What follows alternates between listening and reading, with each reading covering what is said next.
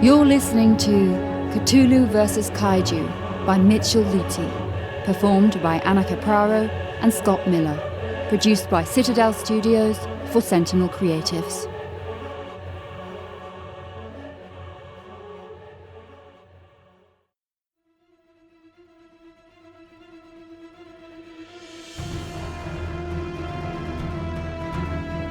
Emergence.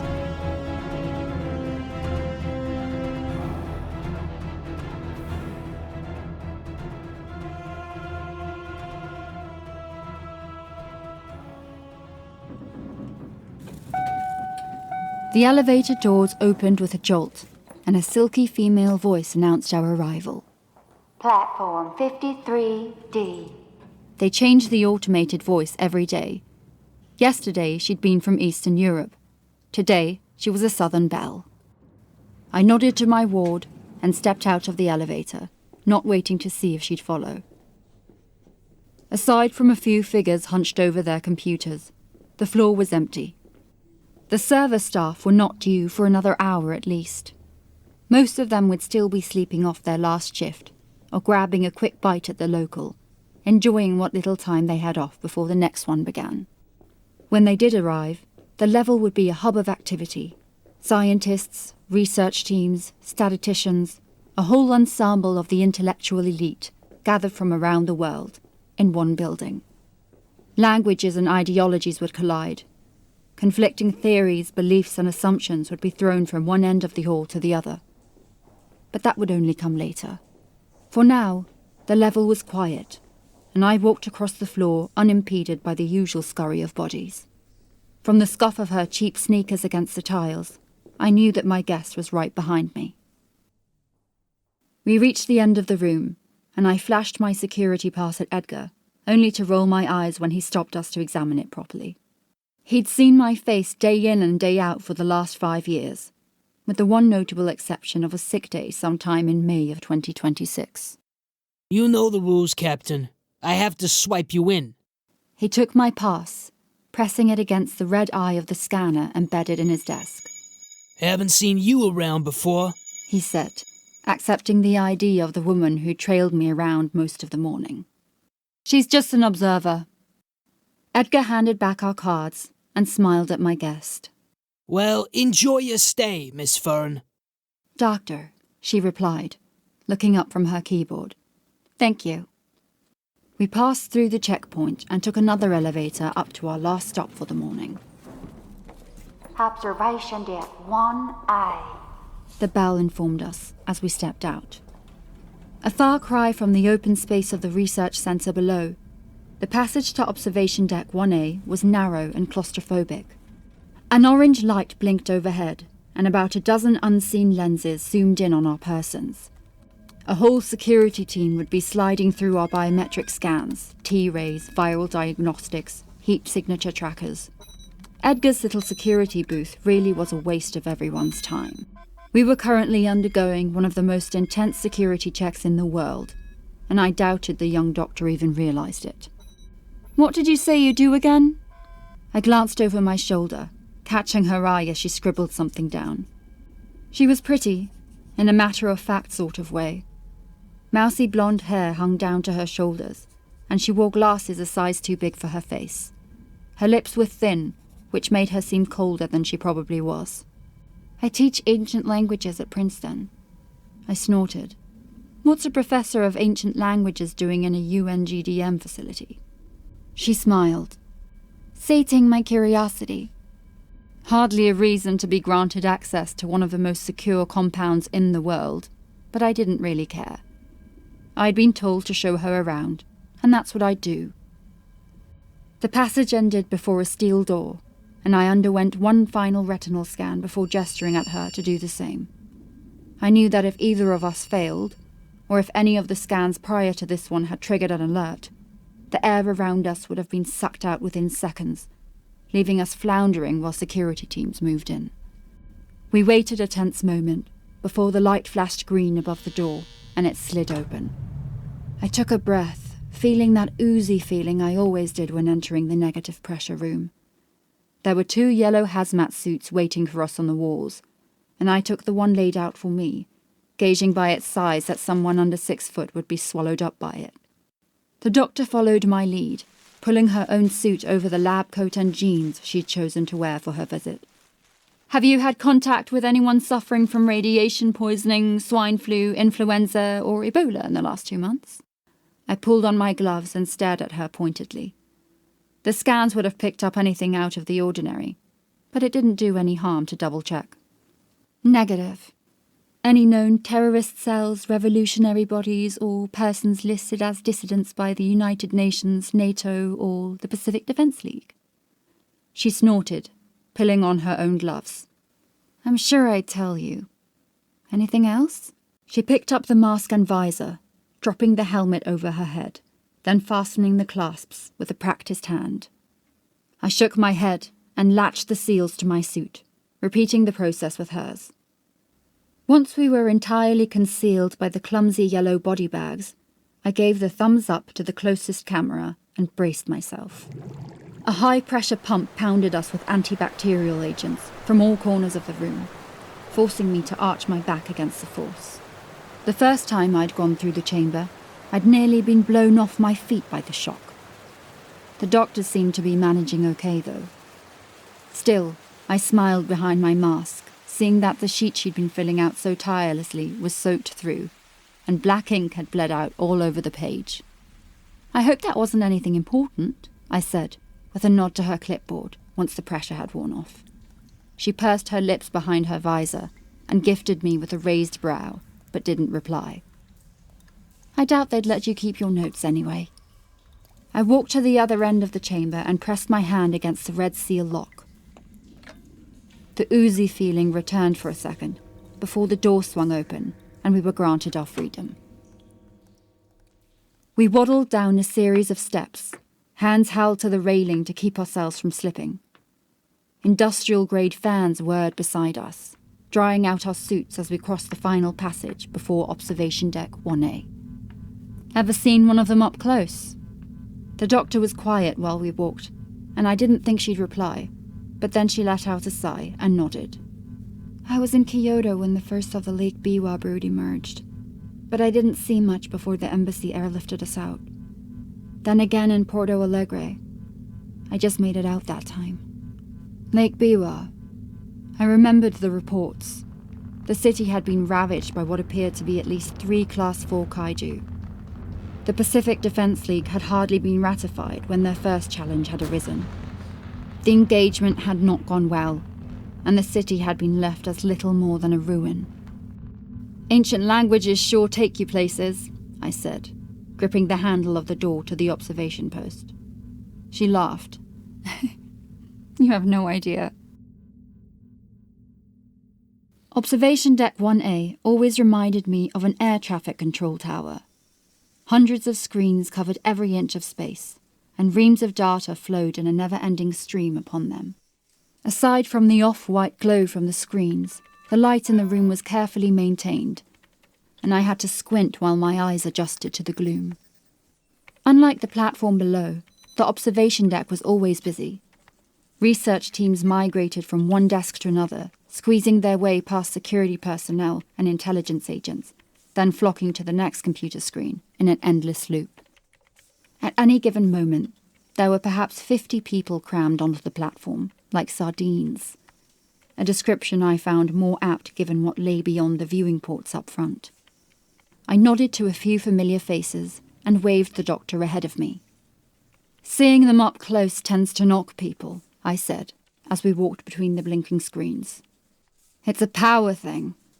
Knowing you're no longer the apex predator on this planet is one thing, but being confronted by that reality in the flesh is altogether more meaningful, more real." "How philosophical," I snorted. "See for yourself." The last row of desks came to an end in front of a short flight of steps, which I took 2 at a time, emerging at the top before the doctor. The viewing ports were massive translucent panes, spread out across the surface of the wall. I briefly remembered the first time I'd stood on the platform, staring out the bulletproof glass, knowing that if the things outside willed it, they'd tear the platform apart like it was cardboard. Through the glass, I could see the heart of the facility laid out before us. About as tall as a football stadium and twice as wide, the area was ringed by other observation posts like the one we were in. Beneath each of the platforms, hundreds of steel pylons had been erected. About 1 million miles worth of cable ran between them and the viewing decks above. But the reason for all of this, for the pylons and observation posts, for the thousands of staff and security protocols, for the facility's existence, stood on the other side of the window. I smiled, feeling that thrill I always felt when being there, and turned to the doctor. See what I mean? She'd somehow managed to find a dry page and was jotting down notes on her clipboard. I couldn't make out her expression behind the mask, but she seemed relatively unperturbed. If a 100-foot-tall killing machine didn't impress her, I didn't want to know what would. I rolled my eyes and stared out of the window. King was a killing machine, that was beyond question. Standing just over 100 feet tall, he could switch between bipedal and quadrupedal in a heartbeat. His thick, leathery skin was near impenetrable by conventional means, and the spike-like protrusions on each shoulder doubled as a battering ram. I'd seen his triple-barbed tail rip through steel and flesh with ease on a number of occasions. Like the other 2 kaiju in the facility, King's arms were fused and ended in 4-digit claws. His reptilian face was angular, not unlike that of a tyrannosaur, but that was where the comparison ended. 2 red eyes stared down at us from each side of his head. A pair of curved tusks hung from his jaw, and he emitted a constant green bioluminescent glow from his mouth. A single drop of the venom in his saliva would pollute a city's water supply for a month, if not longer. Behind him, kept in stasis before their own observation posts, were Riptide and Bonehead. Though they shared some physiological traits, the fused arms and barbed tails, they were otherwise quite different. Riptide was lighter than King, more nimble on her feet. Her features were altogether more serpentine, and where King's shoulders were covered in bulbous protrusions, hers were slender and narrow. The gap between her arms were webbed, and gills ran along both sides of her body. As a bioweapon, Riptide was more advanced, and she had a number of destroyer capabilities. High-yield plasma bursts could be generated in an instant and deployed from the 2 bioorganic tubes on her chest. I'd seen the devastation they could inflict, and knew that, despite her slender size, she'd pose a challenge even to King. Bonehead, on the other hand, was squat and muscular. Standing at around 80 feet tall, he was the shortest of the 3, but what he lacked in size, he made up for in sheer strength.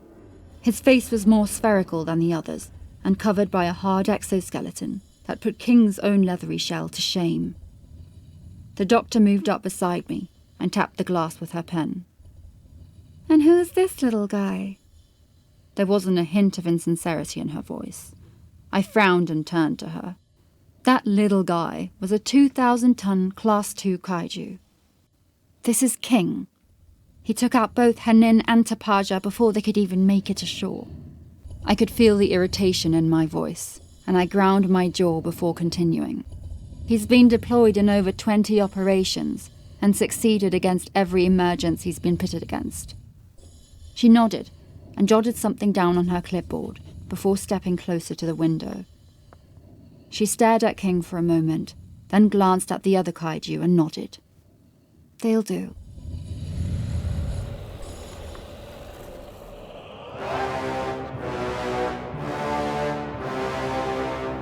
The Dreams of Time.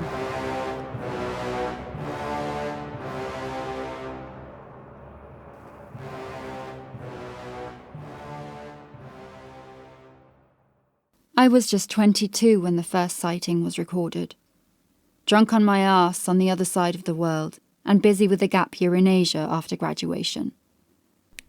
When the news came in, I hardly believed it. I thought I was still working off the shrooms from the night before. But no, Venice was gone. Not destroyed, not turned to rubble and ruin, simply gone. A black scar marked the place where the city had once stood. 300,000 people wiped out in the blink of an eye. Then the footage started rolling in. Like some great horror out of myth, the first kaiju had risen from the Adriatic and put the city to the torch. It's not clear what triggered the emergence, or why he picked Venice, but on the 15th of April 2023, death came to the city. The media dubbed him Emperor, and the name stuck. We couldn't kill him. God knows we tried. Tactical nukes, hydrogen bombs, fully mechanized units. Nothing worked. Emperor was a Class 5 kaiju at the very least. Easily surpassing 300 feet, it was estimated he weighed over 7,000 tons, with multiple destroyer abilities. He was the first, and he was the largest. But once he wrecked Venice, he disappeared. Nobody knows why, and we weren't given much time to think on it. After Emperor, emergences began all across the world.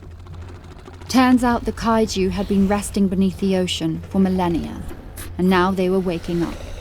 Why? Nobody has quite figured that out, but teams like mine are working constantly on it. As to how we got our hands on 3 kaiju of our own? Well, it wasn't long before some smart-ass in a lab realized that some of these things could be controlled. Not the largest, not the dominant category 4s and above, but the others. It had something to do with how their minds are programmed to think. The term hive mind had been thrown about, and neural linking. It means they can be trained and used as tools.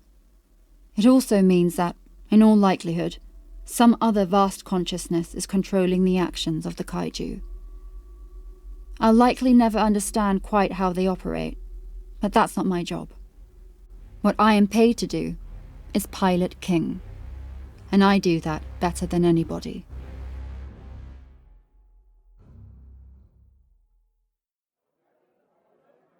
The morning after I'd showed Dr. Claire Fern around the compound, I got the news that our unit was being relocated, and command seconded to Admiral Armitage of the South Pacific Fleet.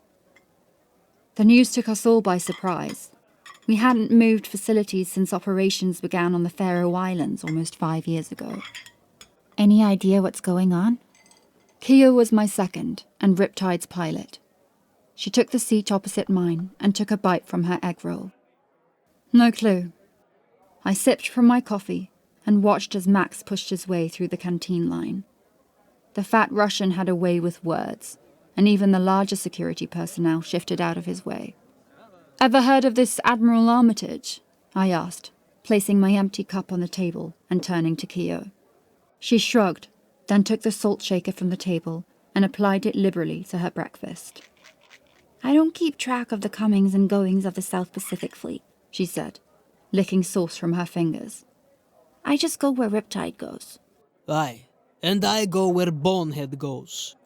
Maks dropped a tray piled high with food on the table and pulled up a chair. I kept telling you that they were going to send us after that big bastard, and here we are. He shoved a pork rasher into his mouth and waved a finger.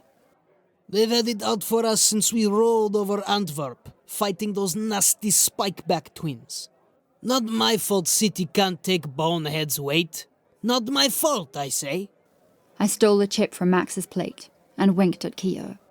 "You did send Bonehead through the old district when he could have stayed in the river, though.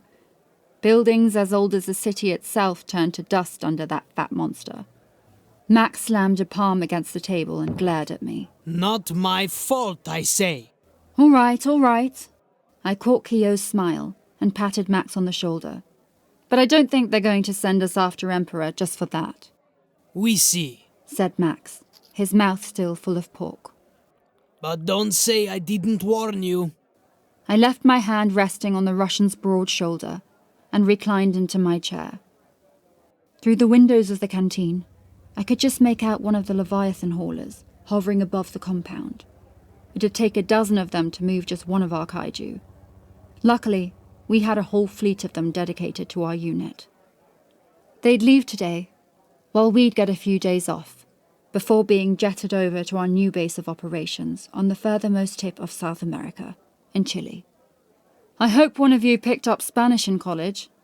I think it's going to be a while before we see this place again. I slept on the flight. I always did. I wasn't in the mood for Max's stories, and Kiyo was an anxious flyer, which made me nervous. We landed on a private strip, just south of Punta Arenas, and took a chopper to our new compound. The weather wasn't bad, but after years of acclimatizing to Scandinavian temperatures, my shirt was already drenched. The facility was smaller than our previous one, but not by much. I could see it had been built with some haste, and construction vehicles were still parked all across the premises. "They're not mucking about," said Kiyo, pointing out the window of the helicopter. I scrunched up my eyes against the sun and stared down at a coned building beside the compound. I'd seen one of them before in a brief foray into Russia some years back. A bumblebee, Maks chortled. We must be facing the devil himself. I frowned at Kiyo and then stared back down at the launch site.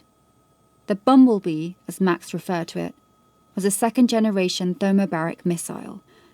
Capable of levelling a city in seconds, they had a tendency to make entire regions uninhabitable. As such, their use had been prohibited by the UNGDM. The Russians had still used one in Ukraine about 3 years ago, supposedly to take out a Class 3, but the reports had been conflicting, and it was better not to bring it up with Maks.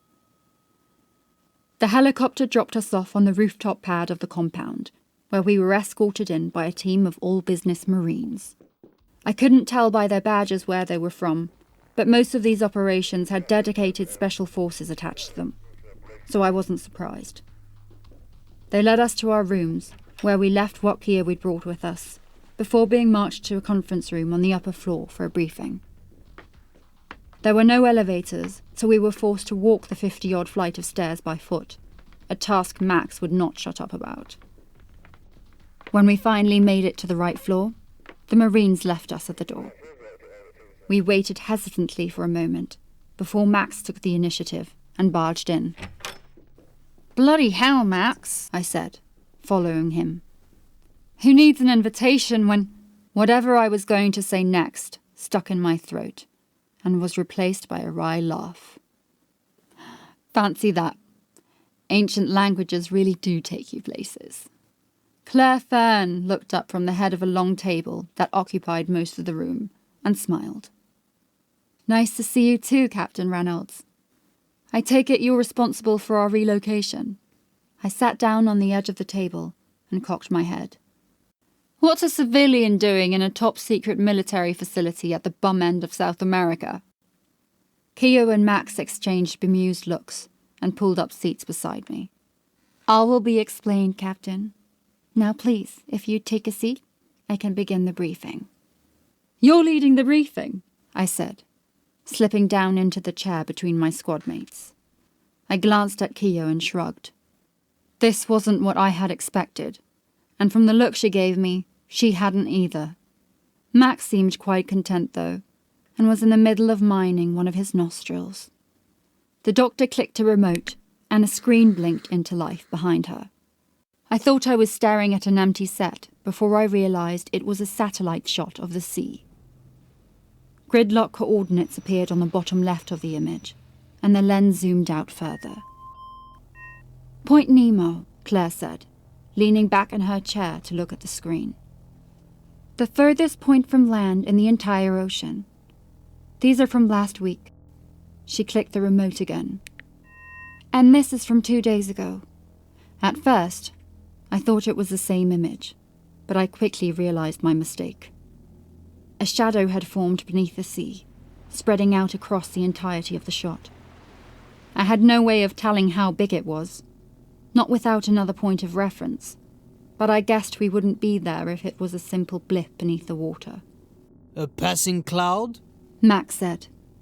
He crossed his arms and leaned forward against the table.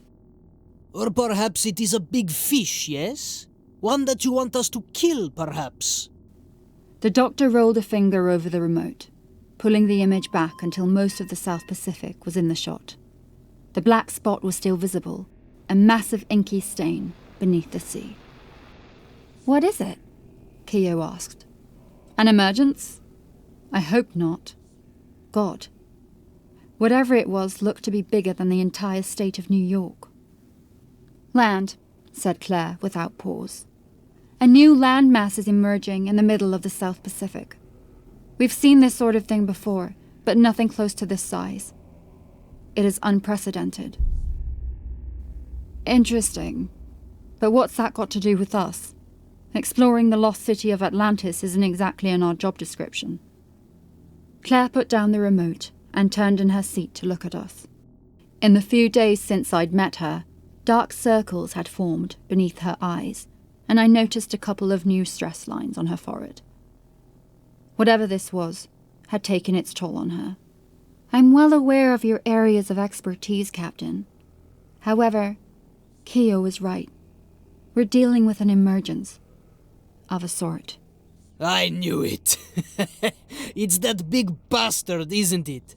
You want to send us after the devil.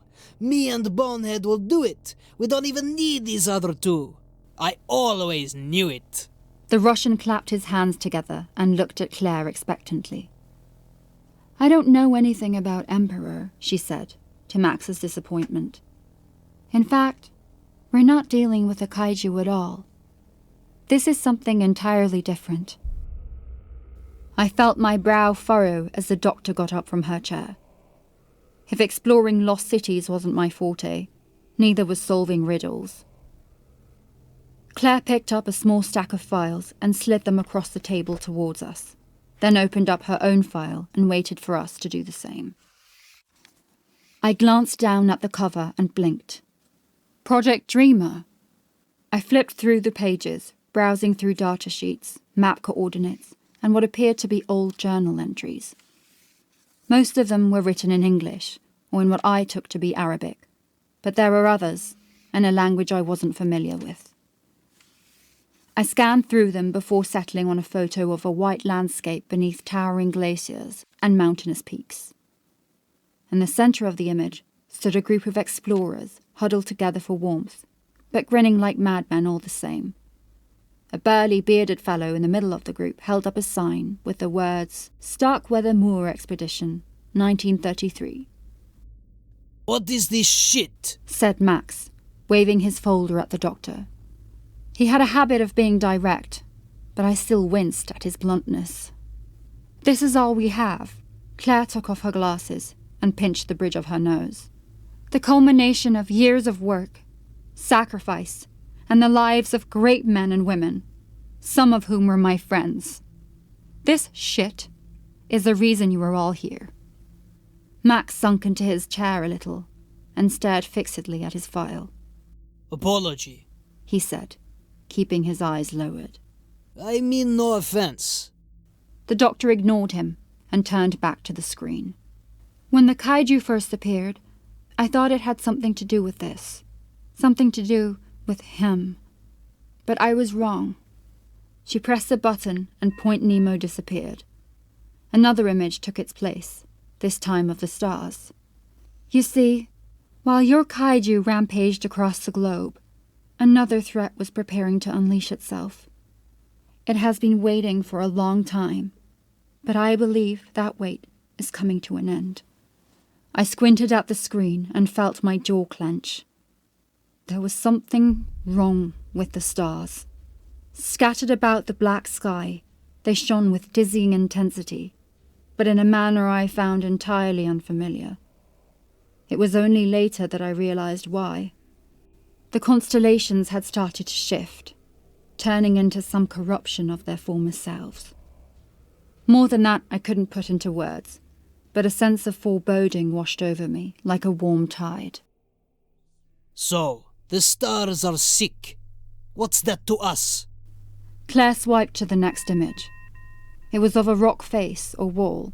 It was taken too close for me to tell.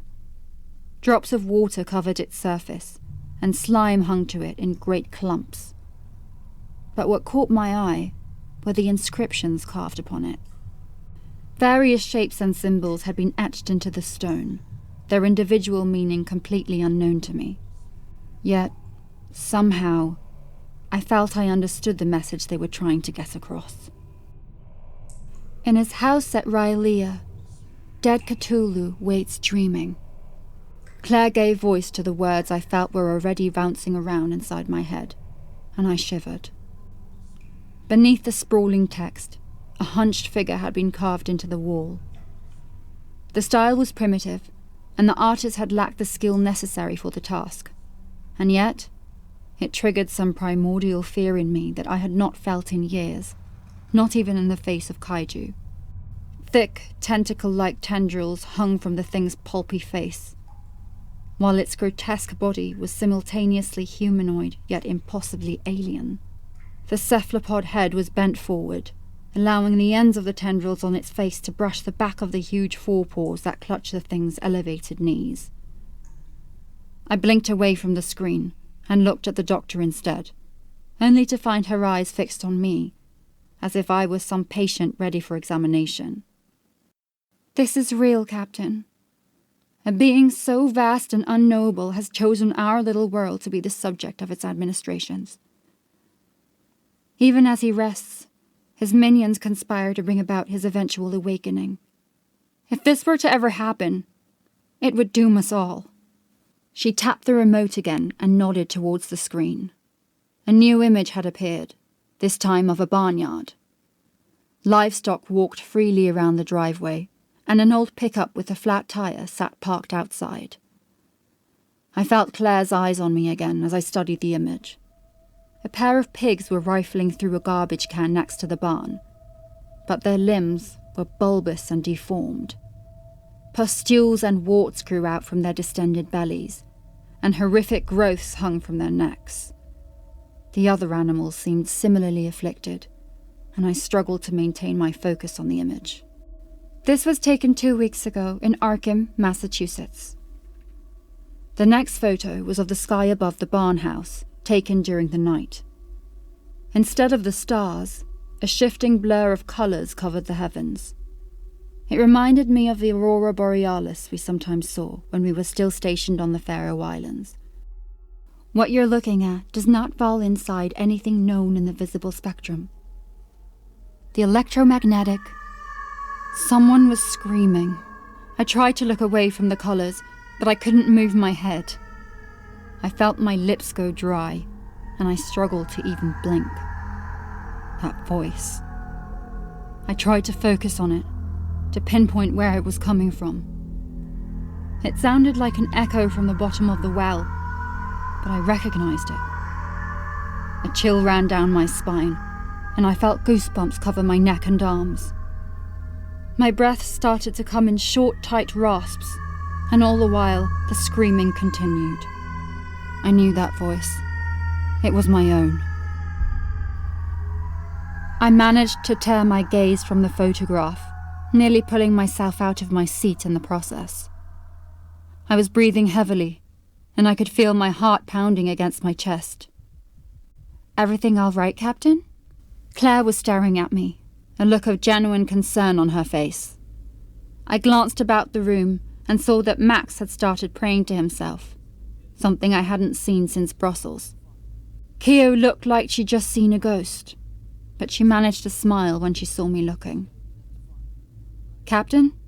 Claire switched off the screen and took a breath. "I'm fine," I said, gathering up the strength needed for a smile. "I don't know what came over me." She nodded and sat back down in her seat. "You understand a little bit more now, I think. All of these events tie in with the mythos I have been studying for years. But I am not the only one who has been watching.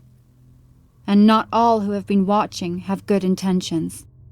There are those who seek to bring about the end of the world, to raise the Dreadlord from his slumber. I believe they are on the cusp of succeeding." "Who would want to do such a thing?" Kiyo seemed to have recovered and was staring down at her file. "Madmen, lunatics, and those who desire power. I have only met one such man before, and he fell quite comfortably into the first category." "Can we stop them?" "Perhaps. I have teams moving in on known cultists as we speak, but it may not be enough. In all likelihood, it won't be. She pressed her glasses against her brow and stared at us. We are about to witness a paradigm shift, a significant change in the global hierarchy. Earth will become the playground of beings beyond our understanding, and we their playthings. Unless we succeed, unless we stop him on Rylea.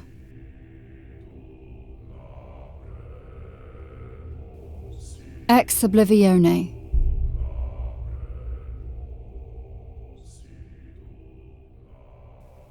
We were eating a late dinner in our new canteen when the Leviathan haulers finally arrived.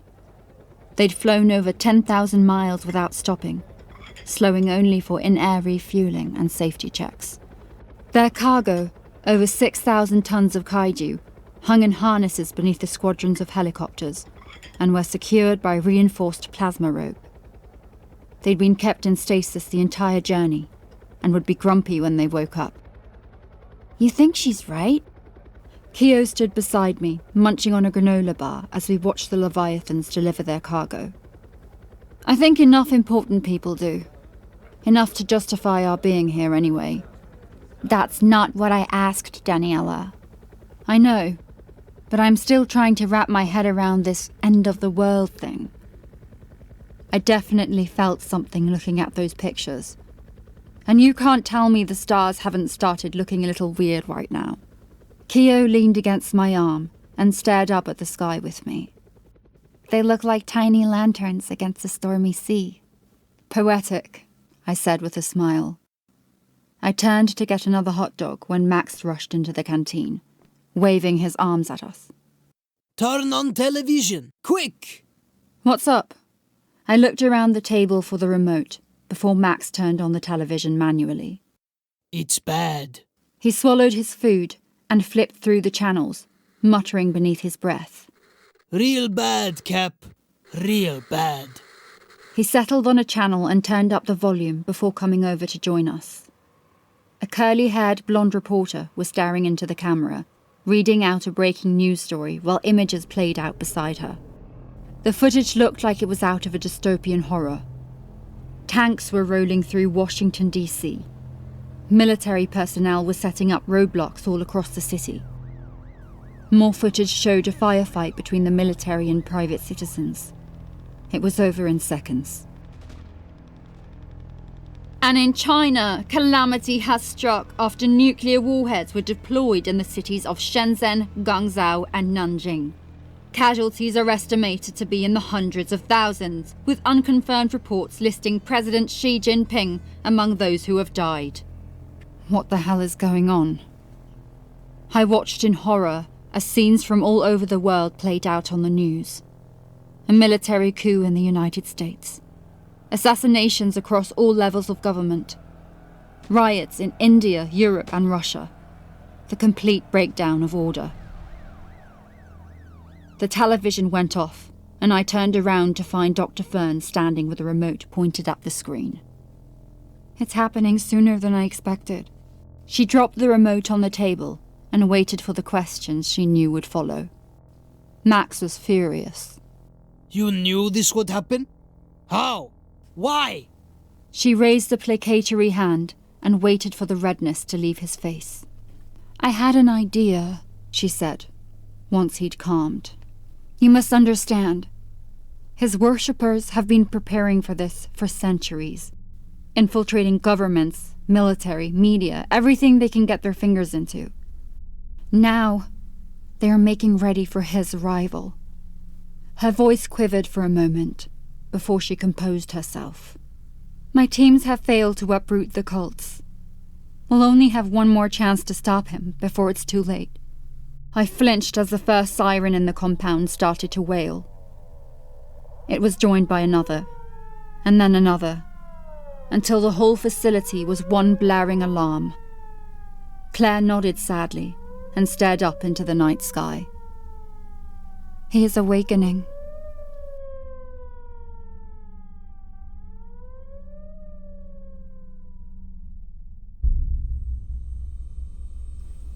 I was strapped into the chest of a refitted CH-53K King Stallion helicopter, along with the rest of my team. The hold had long since been cleared out of anything deemed unnecessary, and a unit of tech wizards sat scrolling through reams of data. 3 of the screens were dedicated solely to King's vitals. I could see his dual hearts beating a steady pace as the pressure from stasis was slowly lifted. He'd be fully awake by the time we committed to neural linking, and then my work would begin. Dr. Fern sat beside Kiyo to my left, while Maks had taken to standing beside the portside gunner, putting everyone in the hold on edge. "Stars aren't right," he said into his headset, glancing back at us. I looked out of the closest window and took a deep breath. I'd seen photos of Westerhout 5 and the Taurus Cloud Complex. Beautiful celestial clusters of red and blue that shone like fire from space. But even they paled in comparison to the sky above our heads. A dense mass of swirling light and colour blanketed the heavens. Star formations I'd never seen before hovered between great clouds of molecular gas. Wisps of colour rippled between the clusters, and I felt my head start to spin. Everything appeared closer than it should, like someone had magnified the sky and brought it down on us. "We're nearly there." Claire had unstrapped from her harness and was standing next to me, staring out the window. "It won't be long now before he awakens. It's best you ready yourself for deployment." I nodded, and then signaled to Kiyo and Maks as I undid my harness. My squad mates moved in beside me as I walked across the hold, a hand gripped tight to the railing for balance. One of our support staff helped strap us into the seats of the cockpit before he plugged us into the interface. A screen was shoved in front of my face and cables plugged into pads on the side of my head. Finally, I felt the cold steel tip of a needle pierce my arm as relaxant was pumped into my veins. The whole process took less than a minute, and I settled into my seat, waiting for the neural link to activate. The first time I'd linked to King had nearly been the last. His vast consciousness had threatened to swallow my own, and it was only through the quick thinking of my team that I'd managed to get out at all. The second time had been better, and by the third time the operation was deemed a success.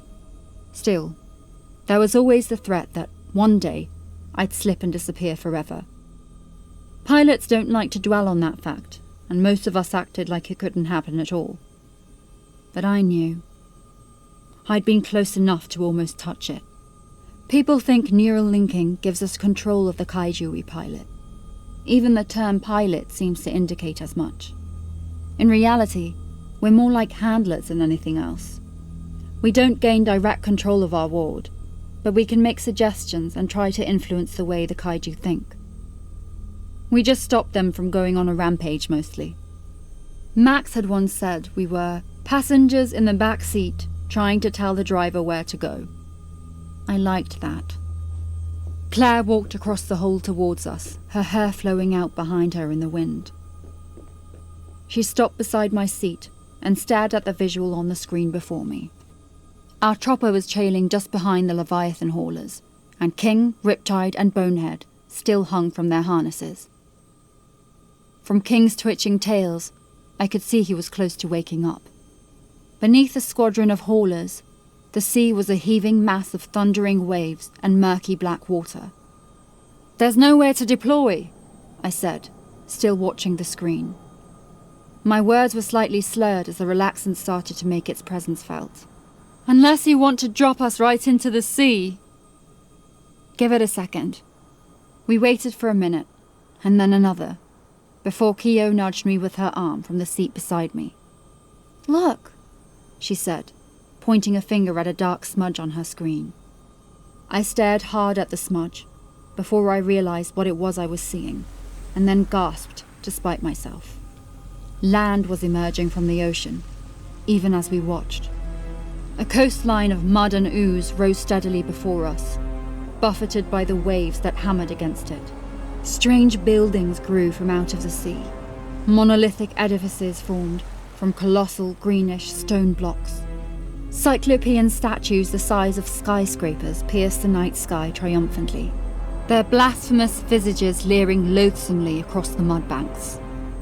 Behind them, a great acropolis broke out from beneath the waves, and streams of water ran off the structures like steaming rivers. There was something strange about the architecture of the buildings, something that made my stomach flip.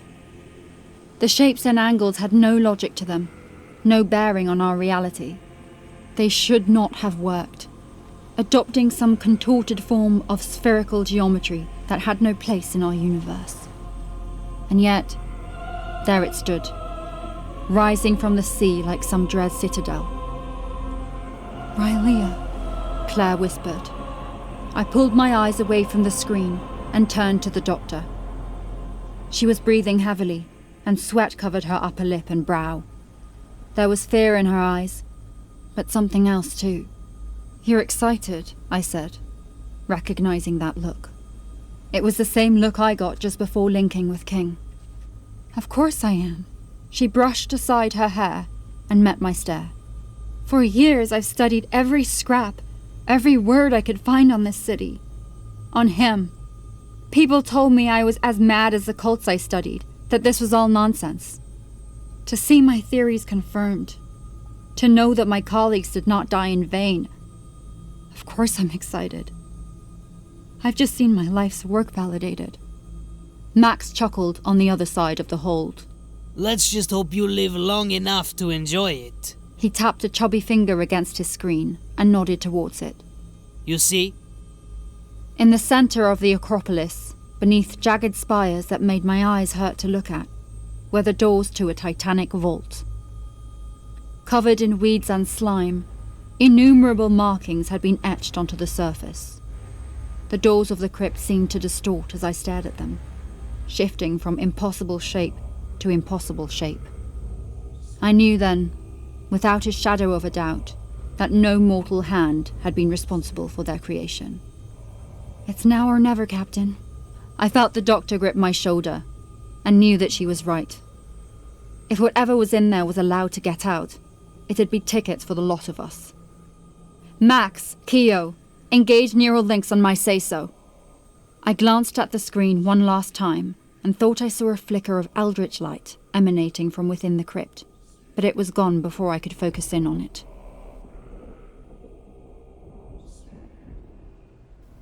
Bonehead landed with a thunderous crunch upon the still-forming landmass.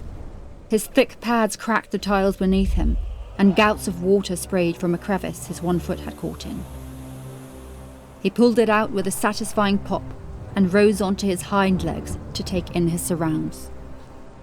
For the first time, perhaps in Bonehead's life, he found himself in a city built for a being of his size.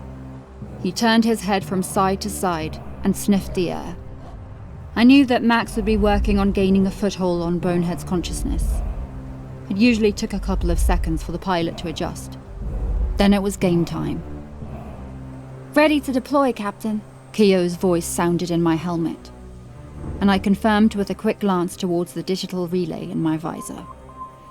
"Activate Riptide," I breathed into my mic. The Leviathan haulers responded in an instant, releasing the fastenings that kept Kiyo's Kaiju airborne.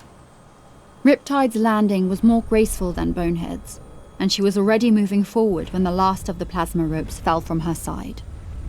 I monitored her progress for a second, noting how quickly Kiyo had her under control. She was getting faster than me. Then again, Riptide was far more docile than King, even if I'd never say as much to Kiyo. "Ready to deploy," came a voice through my helmet.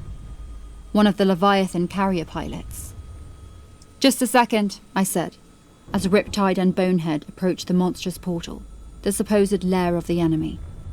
It towered over even them, and seemed to shift and move, disrupting all known laws of matter, warping my perspective. As Riptide got closer, I noticed that flicker of luminosity once again. It came from inside the vault, despite it still appearing to be sealed tight. I frowned and ran a heat scan of the crypt, but what came back was a garbled mess. "Captain?" Claire crouched down beside my seat and nodded to the screen. "You must deploy now. There's not much time." Even as she said the words, a bright beam of light of blinding intensity shot out from the crypt. Or was it from the stars to the vault? I couldn't tell. When I opened my eyes again, the light was gone, but a gaping black abyss stood where the sealed doors had once been. The darkness was so thick, so all-consuming, it almost had a material quality to it. "There's no time!" I felt Claire's nails dig into my arm, and I smashed my hand on the activation seal without a second thought. I fell to the ground with King. We landed on all fours, even as our consciousnesses danced around one another. He was always hesitant to accept me, to lose full autonomy. I didn't blame him. Before we'd figured out how to break the synaptic control of whatever hive mind governed the Kaiju, he'd been little more than a drone, carrying out the vicious desires of some other sentient body. After a moment, King stopped pushing back, and I settled into the narrow mental corridor he'd provided for me. I could still see everything from my seat in the helicopter above, but another POV had been superimposed over my normal vision. The result of a superchip embedded in King's skull that activated once I'd committed to neural linking. King quickly moved through the strange city, unconcerned by the warped architecture and hexagonal structures that surrounded us. His clawed pads cut deep grooves into the green stone beneath us, and I could feel his triple tails flicking out behind us. This sunken city meant nothing to him, and I felt myself relax a little. Dr. Fern had spooked me, that much was true. But whatever lurked within the depths of Rylea had never fought Kaiju before. Not like ours, anyway. Riptide and Bonehead were still standing before the black portal, and they both turned at our arrival. "It's like nothing I've ever seen before," I heard Kiyo's voice in my ear. Smells like shit too. I let King's senses roam, exerting my will only lightly as I stared into the cavity. Max was right. The smell emanating from the gaping hole was intolerable, and I would have gagged had I not been hundreds of feet above in the helicopter. I felt King flinch as he picked up on a disturbance in that great cavernous pit. The Kaiju tilted his saurian head and took a cautious step forward. I could hear it too. A wet sloshing sound coming from deep within the doorway. Bonehead and Riptide moved forward beside us, listening intently to the jarring, slopping noise. "It's too late," said Claire, her voice on the edge of panic. "We've left it too late. The seal is opened." "Look at the stars," said Kiyo breathlessly. I exerted my will over King, and he tilted his head towards the heavens. The sky had taken on a velvety red tinge, and I watched as a ripple of energy coursed from the furthermost constellations to those directly above us. It wavered for a moment, hovering just above our heads, and then shot straight down toward the open tomb, a coursing current pumping directly into that gaping maw. The slopping noise came to an immediate halt, and was replaced by the sound of 1,000 horns, blaring their distorted notes until I felt my eyes start to water and my ears bleed. The fanfare ended as abruptly as it had begun, and finally, the being it heralded began to emerge. I felt an alien consciousness brush against my own, something so vast and loathsome that I nearly decoupled from King. As it was, King's own immense consciousness acted as a buffer and saved me from what could only be madness. Max and Kiyo were in similar positions, and I heard Kiyo cry out as the Dreadlord finally emerged from his vault. A flabby claw gripped the edge of the crypt, and the masonry cracked beneath it. Another claw appeared, dragging itself across the chipped stone as the immensity within pulled itself from the tomb. A sickly green form, an accursed shape, squeezed itself out from the black doorway and onto the slimy flagstones of Rylea. Though vaguely anthropoidal in shape, the being's massive head was not unlike that of a cephalopod, with rubbery feelers and scaly amphibian skin. The outline of the thing seemed to flicker as I stared at it, shifting between our reality and another, imposing itself on our cosmos. I was immediately reminded of the carving Claire had shown us during her briefing, and realised the being depicted was the very same. The creature lumbered forward, and I saw that 2 bony wings jutted out from behind its back. It towered over us, standing at nearly double Bonehead's height, and was at least 1/3 taller than King. There was something about the way it moved that hinted at a great density, like that of a star compressed into a living form. "No bigger than a Class 3, I said into my headset, trying my best to hold my nerve. "We've dealt with worse." Even as I spoke the words, I knew them to be false. I could feel my mind starting to fray, and chattering, gibbering voices tugged at the tattered ends of my consciousness. I tried to drown them out, focusing instead on reining King in. The presence of that thing had stirred something within the kaiju, and he was champing at the bit. "Kiyo, give him a barrage, will you? Let's see what this thing is made of." A green light flashed in the top left corner of my visor, as Kiyo confirmed, and a moment later, Riptide was on the move. Her pilot led her past the crumbled remains of a spire, until she stood directly in front of the thing from the star vault. It was only then that Cthulhu appeared to notice our presence at all. 2 black eyes, as deep and old as the universe itself, stared down at Riptide. I saw a spike in Kiyo's vitals. Her heart rate was peaking. "Kiyo!" I turned in my seat and placed a gentle hand on her shoulder. She was sweating profusely, her eyes fixed before her. She was staring right into its gaze.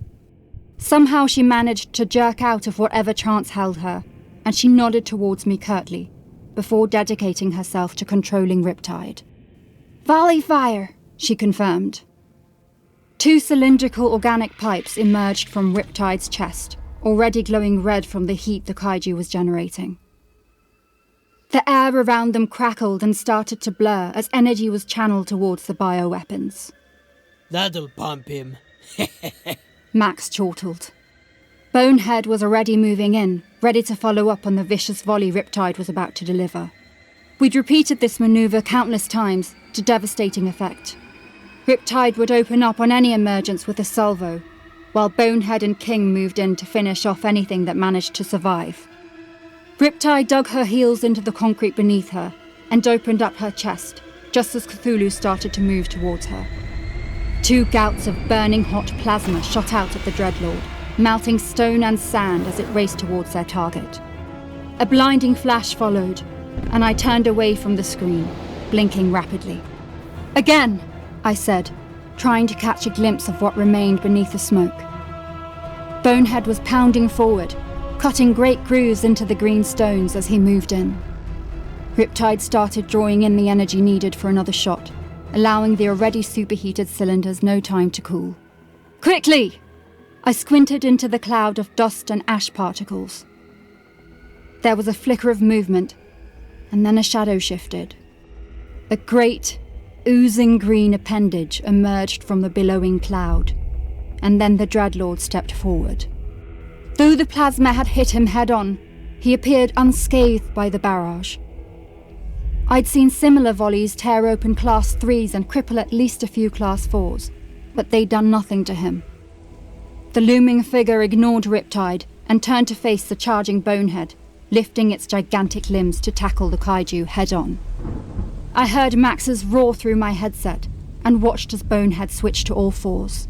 The kaiju slammed into Cthulhu with a crunch, nearly lifting him from his feet, pushing him across the flagstones. But the thing from the vault was not to be undone so easily, and it quickly found its balance. It shifted against Bonehead's weight, grappling with him for control, until he managed to get an arm around Bonehead's fortified skull.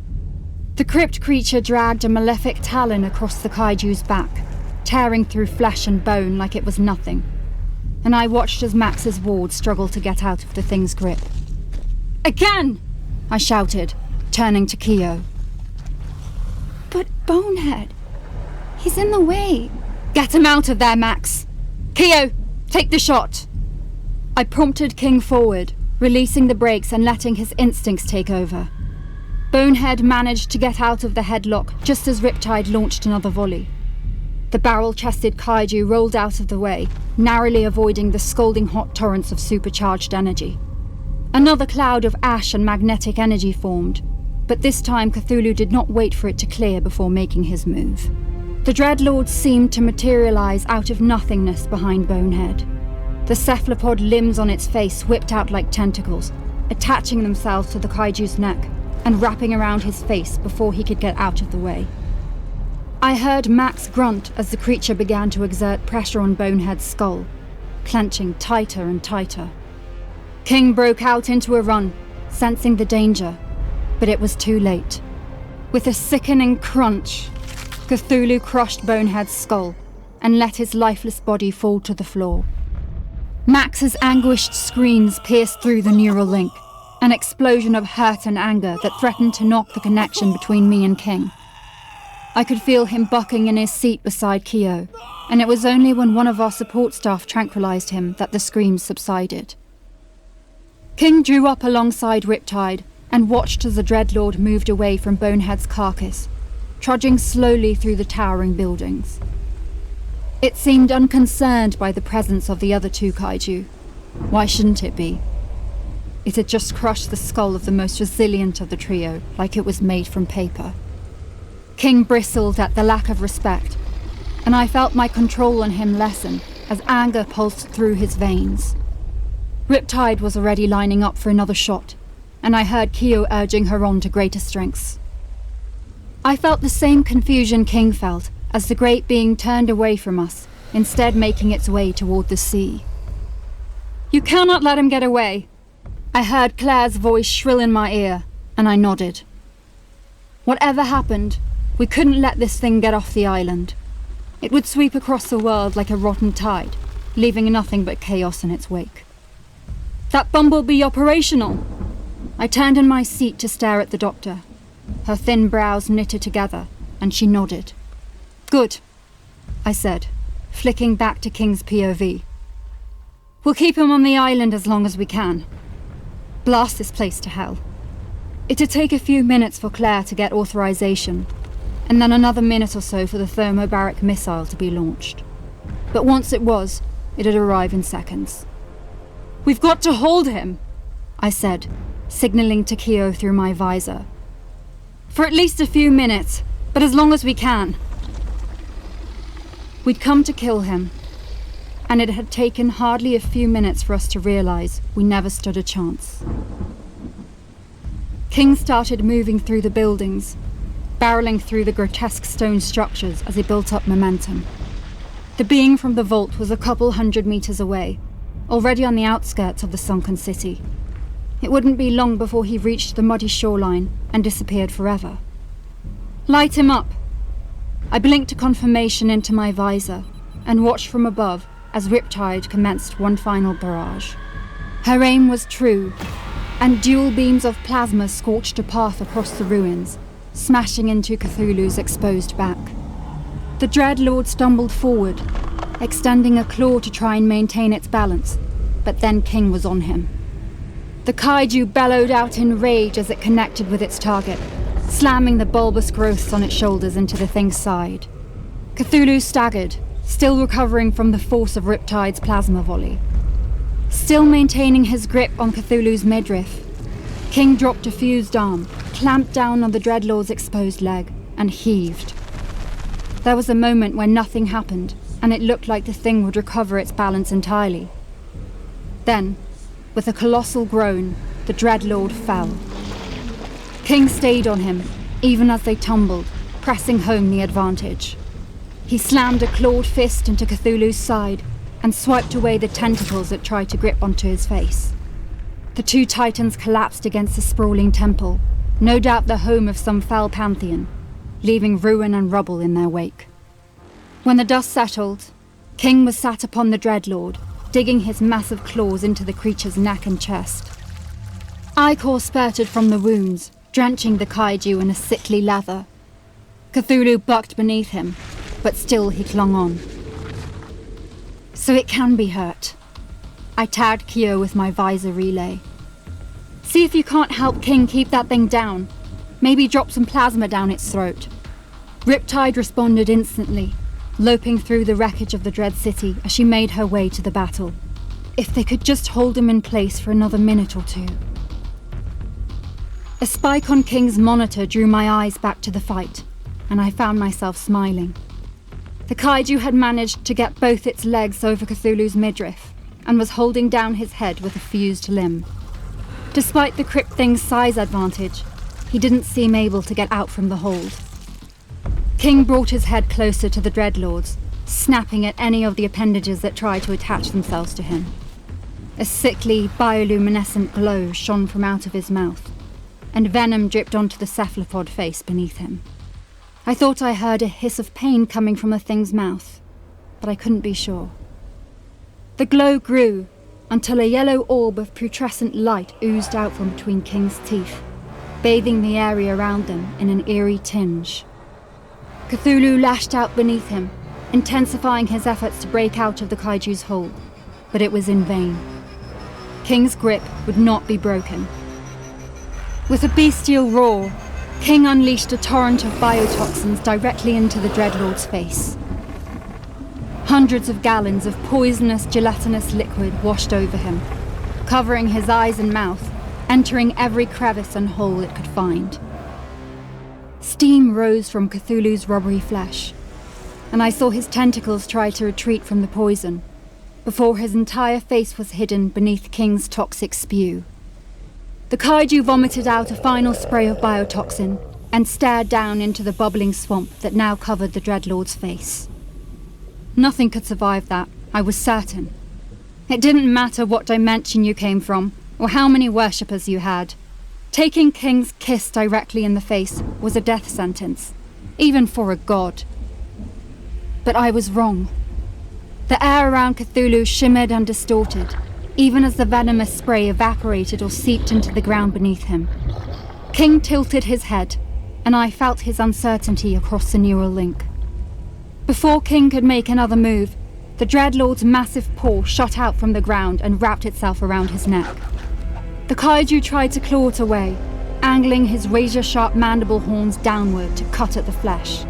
His triple tails flashed behind him, slicing through the air to pierce Cthulhu's arms and face. The Dreadlord shifted beneath King, leaning his body against his other arm as he lifted himself from the ground. His modest wings angled out behind him, fluttering as they added power to his movements. I managed to catch a glimpse of his face as he rose. King's attack had left it a smouldering wreck of boiling blisters and scarred flesh. Many of the tentacle-like tendrils had been fused together or burnt away entirely, leaving black-stained flesh in their place. King sliced down with one of his tails, cutting into Cthulhu's ruined face, but the Dreadlord was ready for it, and a clawed hand caught the tail before King could recover. "Get in there!" I shouted into my headset, with a glance at Kiyo. Cthulhu now had King by the neck and tail, and was starting to pull. I had no idea if he had the strength to tear the kaiju apart, but after seeing what he'd done to Bonehead, I didn't want to wait to find out. Superheated plasma heralded Riptide's arrival, slamming against the arm that held King's tail. Cthulhu's grip slackened long enough for King to pull his tail away, and the kaiju put all his strength behind getting out of the Dreadlord's vice-like grip. Riptide swung around from the other side and held onto the thing's other arm, preventing it from doubling down on its hold on King.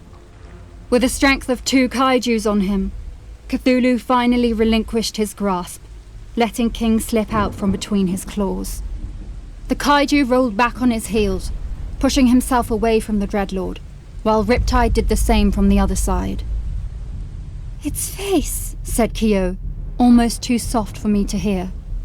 It's healing. I stared hard at the screen, and then waited for King to get a better look. Kiyo was right.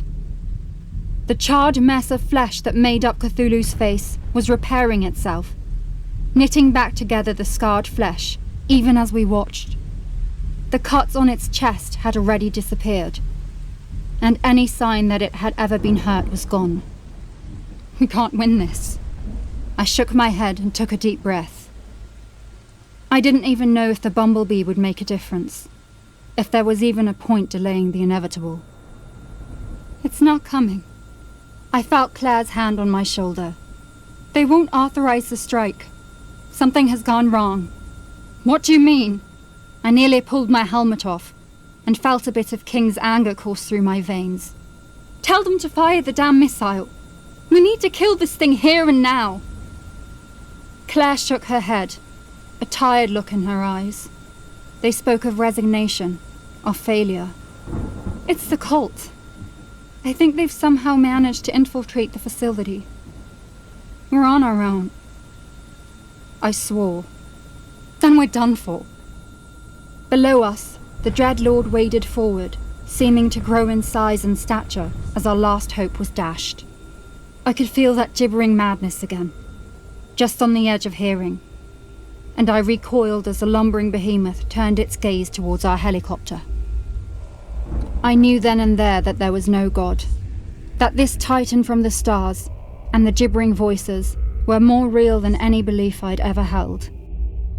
I wanted to laugh and scream at the realization, but something anchored me to my sanity. I looked down and saw that King was still circling the Dreadlord, was still willing to engage, despite the impossibility of the task. Riptide too. Perhaps they sensed the apocalyptic nature of the being they faced. Perhaps they didn't want to lose the first home they'd found. Not without a fight. I wasn't going to get in their way. Decoupling from King, I moved my hand over the deactivation seal and nodded to Kiyo. Let's see what they can do without a leash. I pressed the button and felt the pressure lift immediately. King noticed it too, and rolled his massive shoulders as he adjusted. Kiyo followed my lead, closing the neural link with Riptide. She exhaled heavily beside me and removed her helmet. Now what?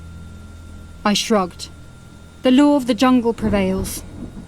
They've got a better chance without us slowing them down. And it's not like we need to stop them from destroying this place. It can go to hell for all I care. My second nodded and focused back on her screen.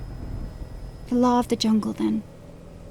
Down below, King bellowed out a challenge and slammed a meaty fist against the ground.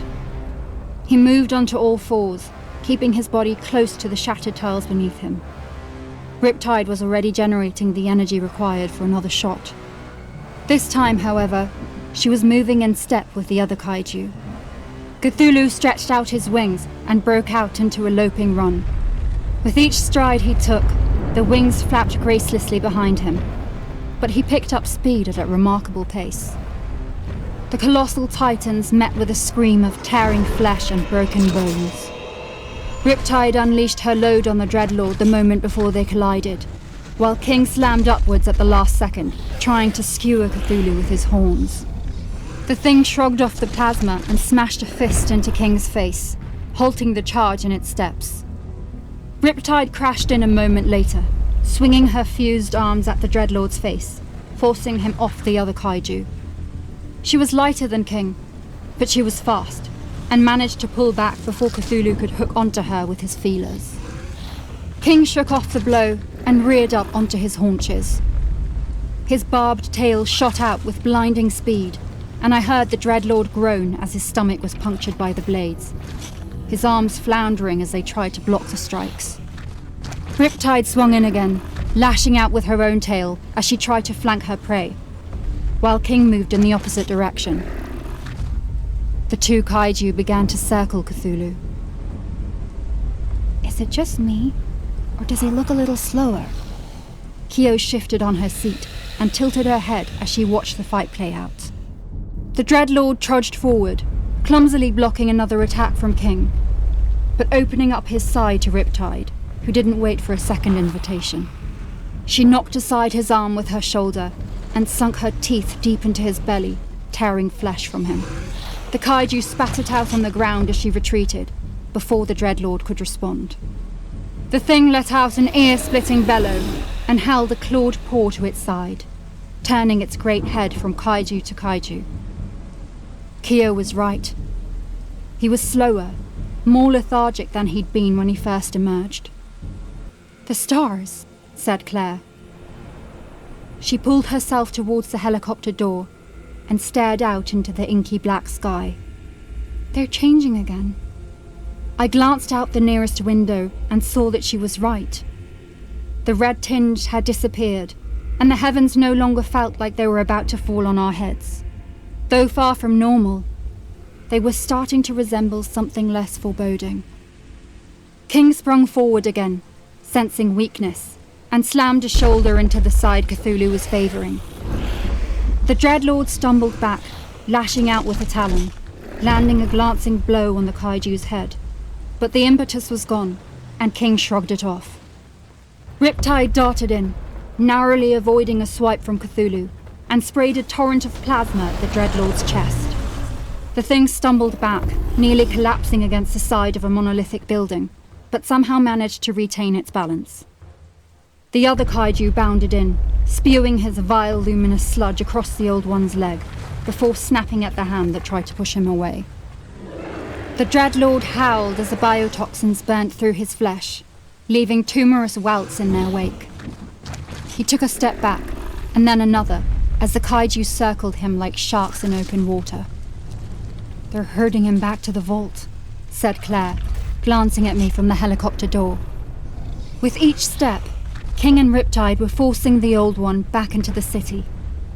I don't know if they thought they could force the Dreadlord back into his tomb, or if it was just instinctual, but it was working. The Old One ducked beneath a flurry of King's strikes, and kicked him back with a massive foot, before weaving out of the way of another plasma volley. He'd grown even slower, and the high-density plasma shot knocked him on the shoulder, flinging him back against another ruin. Cthulhu howled his defiance and clambered back to his feet. His movements were unbalanced and tired, and he barely managed to pull himself upright. Perhaps sensing the change, he stared up into the sky and watched as the stars that had brought him forth slunk back into the abyss of night. He let out a single mournful bellow, and then turned his back on the Kaiju, before walking back of his own accord towards the vault. What is he doing? Asked Kiyo. I shrugged and turned to the doctor. The stars aren't right, she said, taking off her glasses and wiping away the sweat from her brow. It is not his time. I raised a brow, but nodded anyway. Whatever the reason, Cthulhu was making his way back through the city. He barely attempted to fend off King when next he struck, and the massive Kaiju bit off great clumps of the Old One's flesh. Riptide slammed into his back, tearing into his exposed wings and flesh with tooth and claw. The Dreadlord ignored her and continued his march towards his crypt, picking up speed as he did so, despite her added weight. When the vault finally appeared, Cthulhu's flesh was torn through in a dozen places, and great gashes had formed all along his head and sides. King and Riptide backed off, content to watch as the Dreadlord limped across the flagstones towards the gaping black hole. His body's regeneration had slowed, and the wounds that covered him festered and bled across the tiles beneath him. When he reached the vault, the Dreadlord placed a hand on the slimy stone door and stared up at us. I felt the whispering voices, the soft hysteria of madness as it brushed against my mind. I heard the gibbered chants of beings I hoped to never encounter, and saw the dread citadel reflected in his eyes, a place of eldritch light and sickening despair. And then it was gone. The Old One squeezed his girth between the stone doors and pushed himself into the great chasm that lay at the centre of Rylea. The last thing I saw of him was the flick of his great tail, just before the doors to the vault closed shut behind him, sealing him in his tomb, even as the sea began to reclaim the lost city once more. Perhaps King and Riptide wore down that thing from the vault, beating it into submission until finally it was forced to concede defeat and return to the black hole from whence it came. Maybe, there in that dark crypt, the creature died from its wounds. That's what I like to think anyway, that our Kaijus beat down on a cosmic being beyond our comprehension and punished it for its hubris. But maybe Claire's theory is correct, and the stars weren't right. Perhaps, one day, the Dreadlord Cthulhu will rise again and bring forth an age of madness and unspeakable horror, Maybe, when the stars are right, he will come back to conquer our world, his emergence heralding a reign of darkness that will last for all eternity and scar the minds of all those who live to see it come to pass. I plan on being long dead before that ever happens.